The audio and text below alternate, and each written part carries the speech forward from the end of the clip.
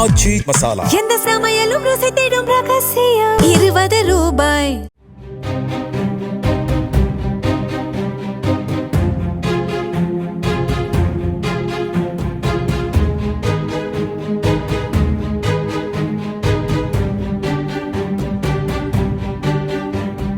நாமக்கல் மாவட்டம் ராசிபுரத்தை அடுத்த மூலப்பள்ளிப்பட்டி அருகே லாரி மீது கார் மோதிய விபத்தில் பாட்டியும் 2 வயது பேரனும் சம்பவ இடத்திலேயே உயிரிழந்தனர்.